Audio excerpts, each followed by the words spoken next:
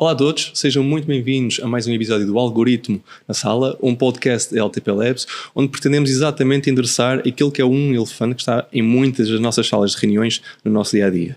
O assunto é desde já incontornável e contamos nas nossas conversas com especialistas, líderes de organizações, onde pretendemos compreender de que forma é que a inteligência artificial tem sido utilizada e que tipo de impacto é que tem tido nas organizações no seu dia-a-dia. O meu nome é Diogo Pereira da Silva e para o tema de hoje, que é a inteligência artificial física no âmbito do retalho alimentar, contamos com Hélder Dias Ribeiro, Chief Digital Officer na Sona AMC.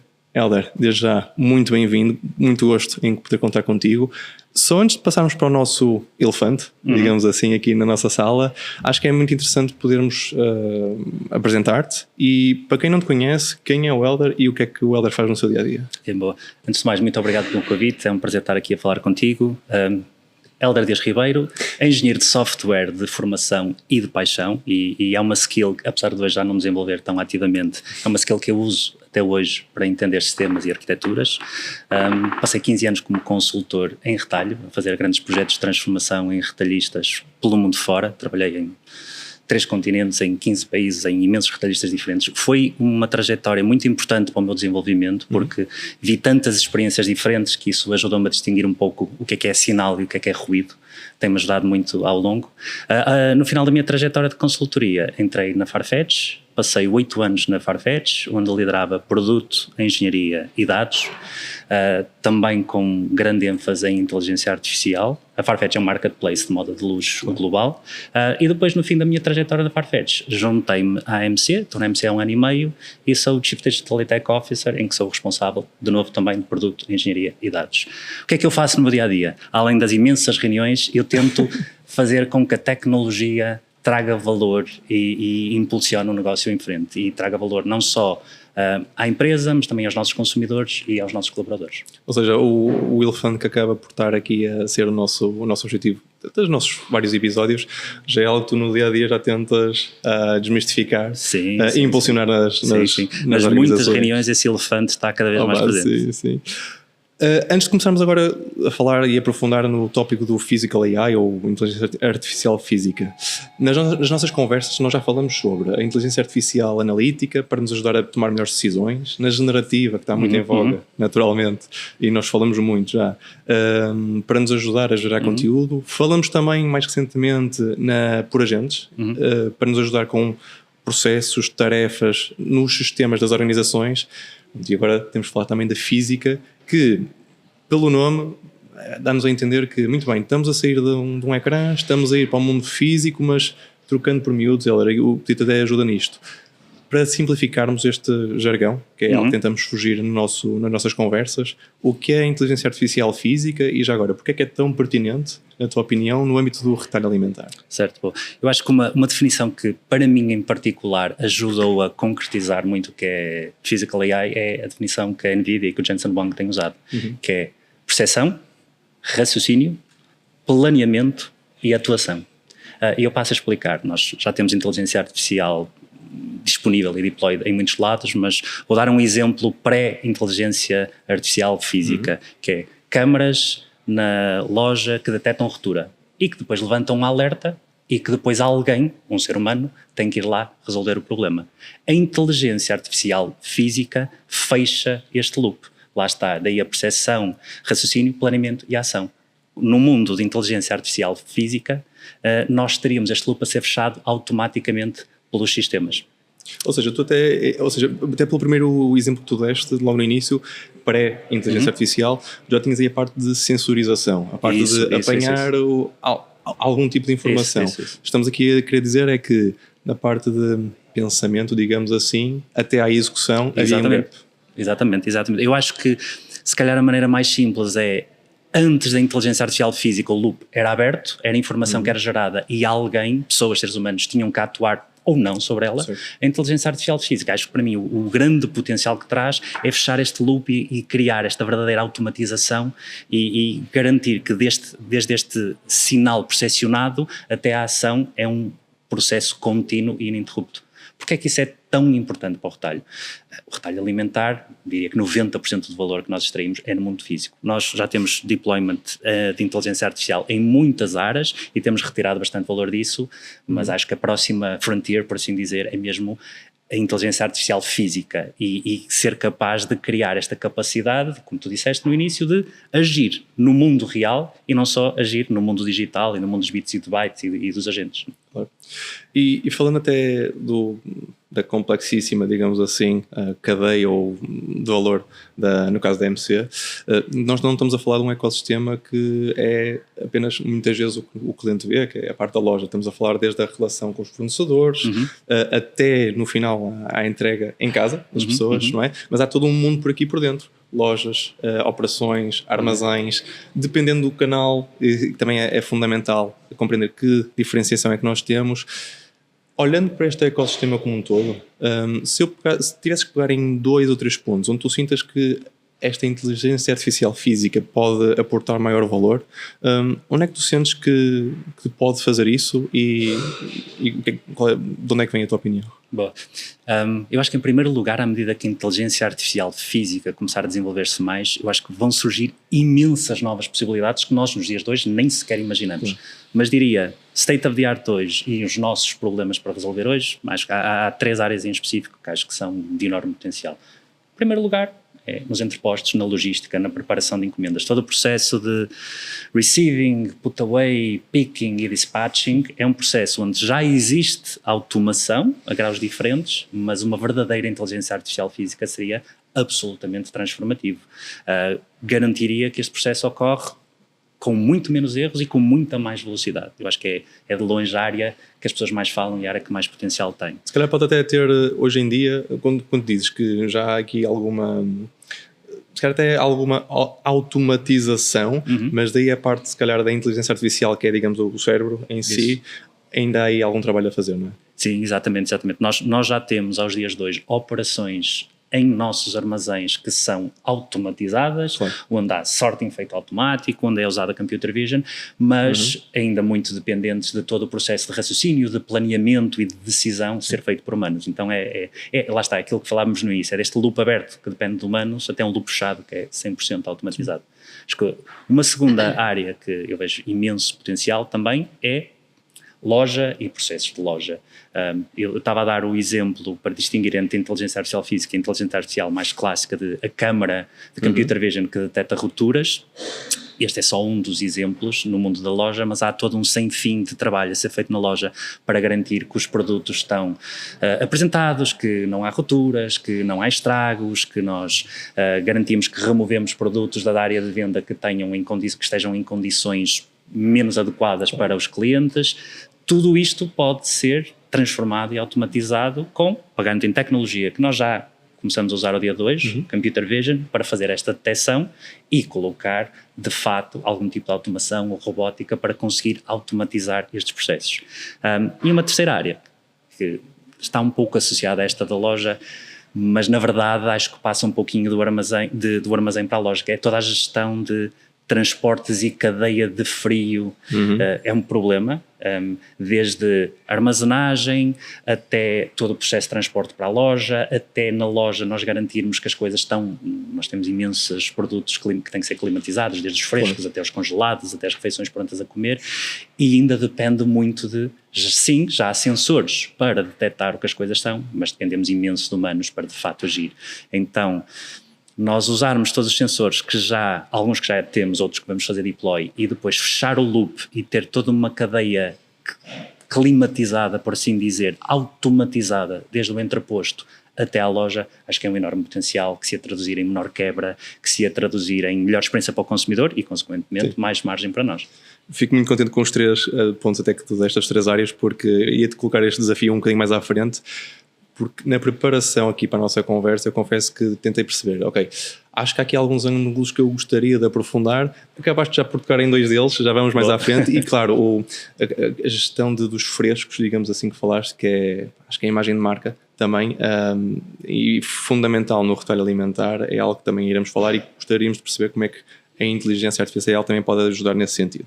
Mas antes de irmos aí, até falando um bocadinho na jornada da MC, se conseguires partilhar connosco alguns casos mais práticos da vossa jornada, alguns testes que podem já estar a fazer, algo que já tenham concretizado no que diz respeito a esta implementação e adoção do AI mais físico, algo que consigas partilhar connosco, mas falar até um bocadinho, podes falar à vontade da jornada, até o que é que vocês aprenderam, coisas que vos tenham surpreendido pela positiva ou pela negativa, o que é que podes partilhar connosco? Ok.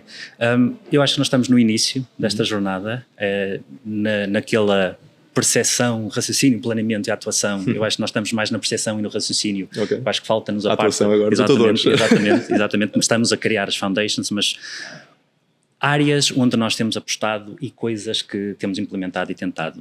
Como o exemplo que eu dei, e é algo que estamos a pilotar em várias das nossas lojas neste momento, Computer Vision para detecção automática de rupturas e compliance de preço nas nossas prateleiras.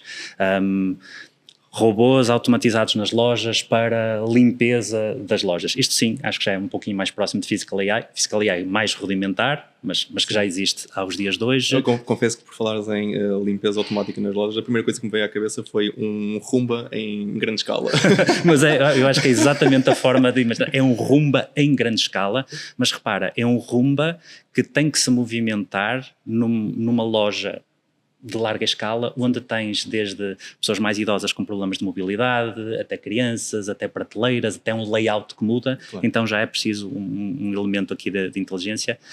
Também já estamos a tentar implementar cada vez mais controle, não só de cadeia de frio, mas controle clima, de temperatura, seja nos frescos, seja nos fornos da padaria, e a implementar sistemas de atuação. Diria que estamos no início, acho que há um potencial enorme de, como falamos, fechar este loop, lições que temos aprendido. Isto aqui talvez se aplique um pouco mais à MC que outras organizações. Nós somos somos uma empresa multiformato, então temos lojas de muitos formatos diferentes. A tradução do piloto de 5 lojas para uma realidade de todo o nosso parque de lojas em Portugal, de 500 lojas, é uma tradução bastante difícil. Às vezes as coisas funcionam muito bem em sede de piloto, mas depois à escala surge de uma variedade de problemas que são difíceis de lidar. Então, pensar desde o início, desde o momento do piloto, em considerações de como se vai escalar, acho que é uma lição super importante que temos aprendido. E a segunda é pessoas, e trabalhar muito bem o elemento das pessoas. Às vezes a tecnologia está pronta, a tecnologia tem as capacidades, mas ela ainda depende de operação e uso e apoio de humanos. Então a componente que as organizações chamam muito de change management também é algo onde cometemos os nossos erros e aprendemos com eles.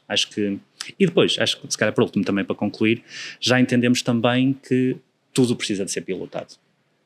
Nós queremos pilotar, medir, avaliar, refinar antes de começar a fazer um rollout a larga escala para evitar potenciar erros numa organização com a nossa escala. Até porque falavas que de pequenos pilotos, de algumas lojas até ao parque completo, das 500, dependendo dos formatos, até pode estar o seguinte caso, que é, eu acredito que vocês sintam que há lojas que são muito parecidas, até em termos de performance muito semelhante, mas depois às vezes uma coisa tão simples quanto, digamos, a localização em si, pode ser o suficiente para ter um impacto ou resultados completamente diferentes de um mesmo exato piloto ou de algo que eu queira estar a testar. E, portanto, compreendo perfeitamente a necessidade de pilotar em diversas realidades distintas para estarmos confortáveis até estarmos confortáveis para a adoção completa. Muito bem. Falaste também pessoas na adoção. E até podemos pegar por aí, antes de entrarmos depois para aprofundar tanto a experiência em loja, que é um tema que eu gostaria de falar, como também depois as operações. No que diz respeito às pessoas, que by the way é algo incontornável, que sempre falamos em inteligência artificial, falamos em pessoas, na adoção, bloqueios, desafios, porque neste caso em particular estamos como dissemos no início, estamos a fugir do ecrã. Estamos a dizer que no dia-a-dia, no mesmo espaço, já vão coabitar não só as mesmas pessoas que têm feito trabalho nas operações como estão habituadas e gestores, mas passam também a ter um novo elemento que não só vai estar a dar recomendações, a tomar decisões e também a efetuar ações. E portanto, no teu ponto de vista, o que é necessário, o que é que vai mudar no dia-a-dia das pessoas, o que é que precisa de mudar para esta coabitação e que tipo de desafios é que sentes que que poderão surgir e como os ultrapassar?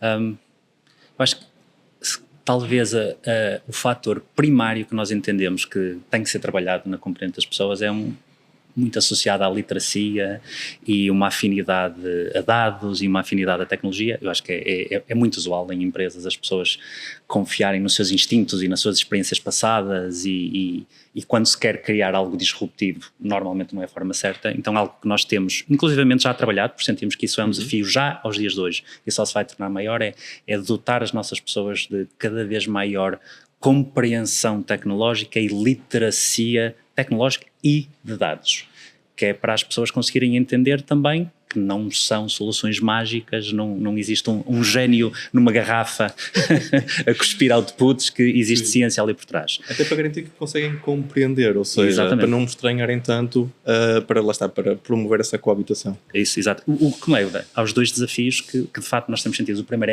é exatamente o que tu falaste, é a confiança.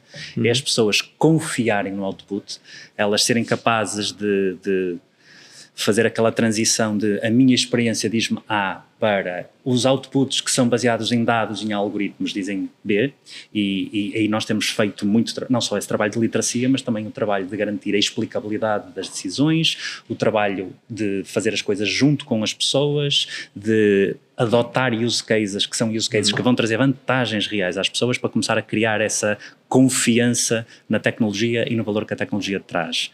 E o segundo ponto, acho que é um ponto que acho que se aplica ao AI enquanto todo e que acho que é mundial e que a sociedade tem que lidar, é um receio que a adoção e a massificação da AI, e aqui Physical AI, vá afetar o trabalho das pessoas e afetar a continuidade das pessoas. E nós aqui temos tentado trabalhar muito na questão de, na verdade, nós queremos é remover tarefas repetitivas e tarefas um pouco mais mundanas para as quais nós já temos dificuldade em contratar pessoas em primeiro lugar e focar as nossas pessoas muito mais em um trabalho de acompanhamento e suporte ao cliente. Valor acrescentado. Muito mais valor, exatamente, claro. Valor acrescentado na relação humana. Muito bem. E continuando a falar de pessoas, mas num outro prisma. Que acho que também agora é interessante explorar aí, porque para além da adoção e, aliás, para além da preocupação que às vezes possa haver de substituição no trabalho, agora na parte do cliente e na experiência em loja, que era um dos temas que eu gostaria de aprofundar, nós, em primeiro lugar, o cliente em si, quando nós vamos à loja, a partir do momento em que conseguimos ver a adoção deste novo tipo de inteligência, onde é que sentes que o cliente vai sentir, passando aqui a redundância, esta sensação em primeiro lugar? Estamos a falar da redução das filas e do tempo de espera, estamos a falar na qualidade dos produtos, estamos a falar em quem em particular, onde é que tu sentes que o cliente pode notar isto em primeiro, e já agora se não pode haver aqui, que é algo incontornável também para falarmos, algum tipo de risco associado à desumanização, às vezes uma relação um bocadinho mais fria com uma experiência lógica até aos dias de hoje. Há bocado, como dizias, é muito lidar com os colaboradores e com as pessoas que estão em loja para nos ajudar a tomar as decisões, até chegarmos à caixa, que também ela própria, pelo que nós conhecemos tradicionalmente, há sempre ali uma pessoa na caixa para nos ajudar a passar os artigos. Onde é que tu sentes que, em primeiro lugar, vamos ter aqui o impacto? E onde é que se vai notar? Boa pergunta. Acho que tocaste em alguns pontos que são pontos nos quais já estamos ativamente a trabalhar e vamos continuar a trabalhar. Nós queremos uma loja cada vez mais arrumada, cada vez com menos rupturas, com os produtos certos, com os produtos frescos, com o pão acabado de fazer, com a carne com um excelente aspecto. E acho que tecnologia, com um processo de checkout o mais eficiente e o mais rápido possível, eu espero, e é o trabalho que nós estamos a fazer, é para isso, não é? É garantir que onde os clientes vão notar primeiro é na disponibilidade, na fluidez e na facilidade do processo de compra, inclusivamente com promoções personalizadas e cupons personalizados orientados à preferência de compra deles. É isso que nós queremos que seja. Queremos também, e acreditamos, e eu pessoalmente acredito muito nisto, que a melhor tecnologia é aquela que é invisível. Então também não queremos que um cliente passe por uma loja e veja só fios e bits e bytes e ecrãs e robôs. Queremos uma experiência que seja agradável e fluida E há uma coisa que é muito importante nas nossas lojas, e eu vou dar alguns exemplos. Isso foi muito notório quando tivemos o apagão e quando tivemos agora a questão das tempestades. As nossas lojas também são, muitas vezes, portos de abrigo sociais nas comunidades onde elas estão. Pessoas que vão lá pedir ajuda, vão lá pedir para carregar o telemóvel, têm algum problema, vão à loja ajudar para resolver. Então, nunca podemos deixar de ter este elemento de acompanhamento humano aos nossos clientes. Mas eu acho que são coisas que elas não se opõem. Ter um processo de loja cada vez mais automatizado e mais limpo, simplesmente vai dar mais tempo às nossas pessoas para fazerem aquilo que depois, inclusivamente para a empresa, é a coisa certa. Sim. É o acompanhamento ao cliente, é a criação dessa relação que se traduz em fidelidade, em recompra e vantagens. Falavas até em abrigos sociais e nessa experiência em loja, até me fizeste lembrar às vezes que quando vou à loja, às vezes sinto que lanche. Às vezes há algumas pessoas que se reúnem no dia-a-dia, estão habituadas, vou-me reunir com os meus amigos e vou lá lanchar, e essa experiência em si, que é muito humana, que estão habituados a olhar para a senhora que está a servir e essa parte, como tu dizias, é importante não se perder, claro, mas afim ao cabo também é interessante a parte da agilidade, conveniência e facilidade, e portanto acho que acima de tudo acaba por não se perder as duas realidades. Podemos assim ter uma loja mais personalizada em função da experiência que procuramos conveniência e rapidez, temos uma opção, não perdendo o toque humano, é fundamental. Exatamente.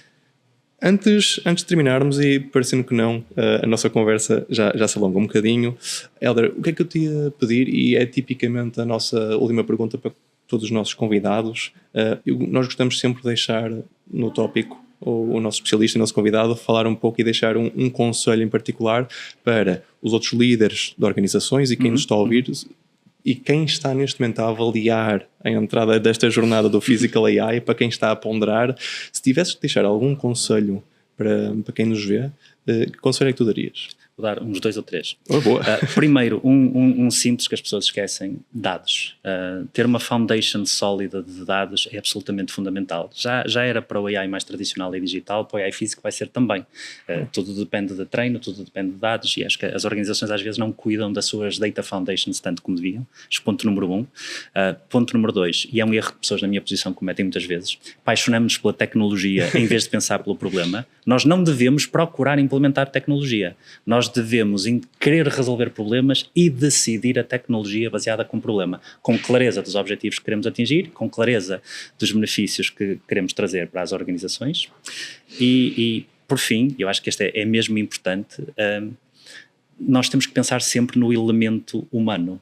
As melhores tecnologias falham no terreno se as pessoas resistirem ou não quiserem adotar ou não souberem trabalhar ou colaborar com essas tecnologias.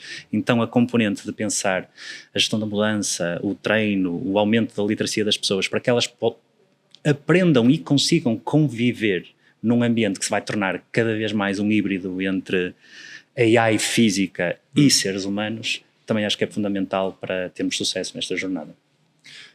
Eu gostaria de, em primeiro lugar, Hélder, agradecer a disponibilidade, excelente conversa, passou a correr. Em segundo lugar, acho que esse último mote que deixaste é uma boa forma também de terminarmos, que é, estamos a falar de uma inteligência artificial física que está a sair dos ecrãs do mundo digital para ir para o nosso dia-a-dia, para a nossa realidade, para o mundo real. O importante disso é, e eu senti durante toda a nossa discussão, que nunca deixamos de falar nas pessoas, na parte humana, e portanto, garantidamente tem que ser aqui uma coabitação, perceber de que forma é que o humano também pode acrescentar mais valor, nunca perder a parte humana e tornar isto obviamente um processo frio, mas acima de tudo recolher os benefícios sim para o maior retorno e melhoria do dia-a-dia de todos nós, particularmente do retalho alimentar, redução do desperdício, redução de rupturas, melhoria da qualidade dos produtos. Muito obrigado. Para quem nos segue, para quem nos acompanha, espero que também tenham gostado da nossa conversa. YouTube, Spotify, todos os canais onde tenham o Algoritmo na Sala, sigam-nos e deixem comentários e recomendações de temas que queiram falar no futuro. Do meu lado, muito obrigado por nos acompanharem e até ao próximo episódio.